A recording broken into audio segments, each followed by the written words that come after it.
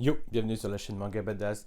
Comme je l'ai fait pour les éditions Kion, je vais consacrer cette vidéo au catalogue Komiku, car jusqu'à aujourd'hui, je ne possède ni une, ni deux, voire trois licences de cette maison d'édition, mais bien aucune. Et loin de là l'idée de la bouder, car son catalogue est attractif, mais la concernant, il n'y a pas une, ni deux, voire trois licences disponibles en format numérique, mais bien aucune. Alors les raisons du pourquoi, du comment, je n'en ai aucune idée. De manière générale, pourquoi tel titre de tel éditeur a été choisi ou a l'opportunité de distribuer leur licence en format numérique, la question peut se poser. Pour moi, Kazé ne fait pas semblant et distribue quasiment tout son catalogue, dont certains titres sont d'ailleurs en rupture de stock dans leur format papier dit traditionnel. Je pourrais en dire autant pour Pika Édition, qui sortent un grand nombre de leurs nouveautés et ils ont peut-être un peu de retard au niveau des anciennes licences. Après, le catalogue est plus vieux, donc voilà, il n'y a pas 3-3 Ice par exemple. Mais dernièrement, ils ont commencé à distribuer l'intégralité des Am I Goddess. Par contre, un titre comme Suzuka de Kujiseo, dont les dernières séries marchent très bien, lui n'est toujours pas disponible. Alors, est-ce une question d'ayant droit ou de contrat numérique non acquis? Je n'en sais rien. Ça se trouve, c'est juste une question de temps et d'argent. Mais quand je vois la politique de Delcourt Tonkam, je suis un peu perdu. Alors oui, ils n'ont pas perdu de temps avec les JoJo, ça c'est cool.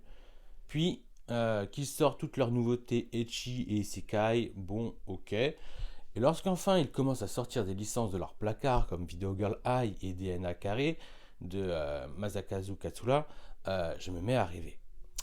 Seulement après avoir échangé avec eux, ils n'ont pas encore prévu de distribuer Hikaru no Go ou Dragon Quest, la quête de Dai. Alors qu'en soi, je pense qu'il est vraiment temps et qu'il n'y a pas meilleur moment pour se lancer à fond dans cette aventure du numérique. Et je ne parle pas de bon nombre de leurs licences en rupture de stock ou plus commercialisées en format papier. J'en reviens à Kazé qui ont tout compris, qui ont saisi l'opportunité des confinements pour mettre en valeur leur catalogue déjà en format numérique avec des promotions incroyables, voire gratuits ou 1,99 le tome. Akata aussi sont assez exemplaires dans le domaine parce que je pense qu'ils ont bien compris les avantages de ce support et on y retrouve quasi-totalité de leur catalogue, voire des exclusivités. Et ça c'est top. Kana est aussi un très bon élève, bien qu'il y ait de grands absents, les Star Edition par exemple. Enfin, je pense à Slam Dunk et Yu Yu Hakusho parce que je ne sais pas pour quelle raison Shaman King, ainsi que sa Star Edition, eux, font partie du catalogue numérique. Mais il peut manquer Zashbel et bien d'autres encore. Alors, il y a Soleil Manga qui dernièrement ont sorti Igan Jinma, les Doré Doro, et ils s'apprêtent à distribuer Battle Royale et le sens du vent en format numérisé. Donc c'est assez cool quand même. Enfin voilà, je pourrais continuer longtemps comme ça, même Glana ne joue pas le jeu à 100%, on ne retrouve pas des titres comme Échelle 21, donc un pur shonen de sport, ou des titres oubliés mais tellement désirés comme Mother Sarah. Même Doki Doki ont distribué l'intégrale de Sunken Rock, alors c'est peut-être la seule grosse licence mais ils y sont allés à fond. Ou Azuka qui ont numérisé toute la collection Bunko des Osamu Tezuka. Alors j'en reviens à Komiku qui lui n'a encore distribué ou fait distribuer aucune de ses licences, dont certaines ont l'air de qualité. D'autres ont des tomes déjà en rupture de stock ou plus édités, en tout cas plus disponibles à la vente.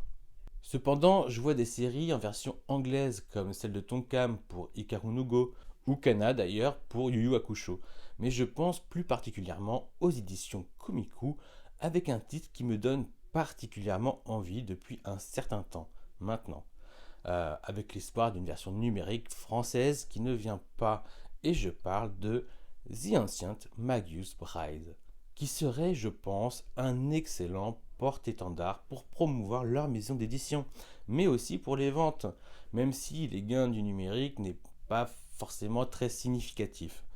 Euh, je pense à plein d'autres séries qui me donnent envie et dont je vais être obligé de me les procurer en format papier malgré ma préférence pour le numérique, du moins pour ce format manga.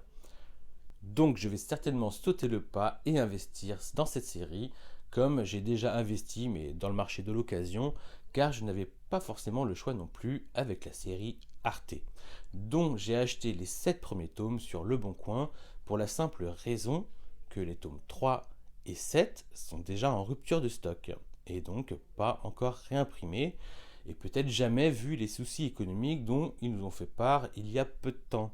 J'imagine la personne qui découvre le premier tome ou l'animé et qui adore mais qui se retrouve finalement dans l'impossibilité de compléter sa collection. Dans tous les cas, ça a dû en freiner ou ça va en freiner beaucoup d'autres. Alors, il y a d'autres titres qui ont l'air plus ou moins intéressants. Je découvre que récemment le catalogue de Komiku, car la maison d'édition n'existait pas avant que je fasse une grande pause dans les sorties manga. Je pense à L'Enfant et le Maudit, qui a l'air très particulier, Faraway Paladin, qui a l'air très intéressant, Somalie et l'Esprit de la Forêt, dont le premier tome est également plus disponible à la vente. Et donc, je me le suis procuré en occasion afin d'avoir la possibilité de commencer la série ou pas. Personnellement, je suis plus intéressé par le manga que par l'animé. C'est une question de temps et aussi une question du fait que ce soit une production originale, le manga. Bien que je suis sûr que beaucoup se contenteront de l'animé et que d'autres iront lire le scan à défaut. Il y a d'autres titres avec d'excellentes réputations dont j'ai entendu de bons feedbacks, comme Pétales de réincarnation, qui a priori, à travers leur couverture, le style de dessin ne m'inspire pas grand chose, mais je serais curieux de découvrir afin de me faire un avis. Comme King of Ants, qui semble envoyer du pâté, comme le livre des démons, dont les couvertures, elles, m'intriguent.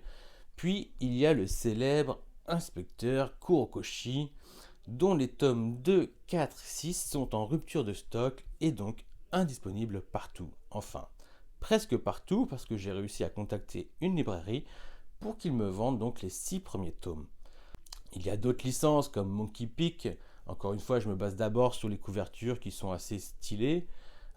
Sleepy Charon, dont j'ai d'abord entendu parler à travers une vidéo YouTube de Draxo, qui en dit du bien, suffisamment en tout cas pour attiser ma curiosité. Il y a également Rudolf Turkey. Alors pareil, celui-ci a, je crois, ses 2 premiers tomes indisponibles. Alors j'ai pris la série en 7 tomes sur Le Bon Coin.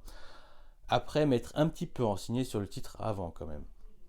Enfin voilà, il y a L'Île Infernale qui semble être une licence qui pourrait me plaire, en tout cas j'en sais rien, c'est à découvrir. Et Poupa, alors c'est en 3 tomes et dont les 2 derniers sont aussi indisponibles. Là par contre j'ai pas réussi à avoir le tome 3 qui était déjà réservé dans une librairie, donc j'aurais peut-être que les 2 premiers tomes. Mais ça aurait été plus simple si ces titres avaient été numérisés, soit pour découvrir les séries, soit en étant une alternative à ces licences qui ont des tomes en rupture de stock et donc indisponibles.